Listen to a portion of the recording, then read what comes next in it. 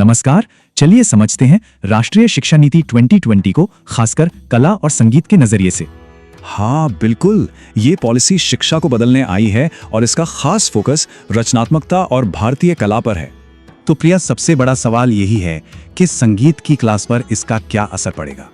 इसका मतलब है कि संगीत अब सिर्फ एक एक्स्ट्रा एक्टिविटी नहीं है, ये बच्चों के सर्वांगीण विकास का हिस्सा है। सबसे पहले तो जो पुराना 10+2 का सिस्टम था वो अब पूरी तरह बदल रहा है। अब ये नया 5+3+3+4 का डिजाइन आया है, जो बच्चों की उम्र और उनकी जरूरतों के हिसाब से बना है।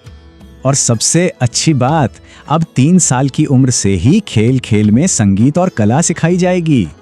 सही कहा, यह पॉलिसी आर्ट्स और साइंस के बीच की दीवारों को तोड़ रही है। अब कोई हार्ड सेपरेशन नहीं होगा।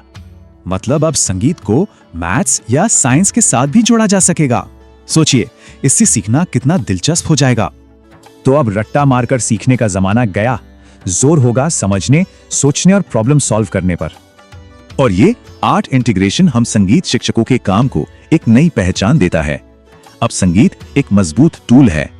आनंद, सेकेंडरी स्कूल में तो छात्रों को और भी आजादी मिलेगी। वो आर्ट्स को भी बराबर महत्व देकर अपने सब्जेक्ट्स चुन पाएंगे। प्रिया, इन सब बदलावों के केंद्र में कौन है? हम शिक्षक। पॉलिसी इस बात को अच्छी तरह समझती है। बिल्कुल, इसीलिए तो हर टीचर के लिए हर साल कम से कम 50 घंटे की प्रोफेशनल ट्रेनिंग जरूरी होगी।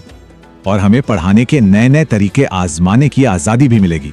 मतलब क्लासरूम में इनोवेशन की पूरी छूट। साथ ही भारतीय भाषाओं, कला और संस्कृति को बढ़ावा देने पर भी खास जोर है, ताकि अपनी विरासत पर गर्व हो।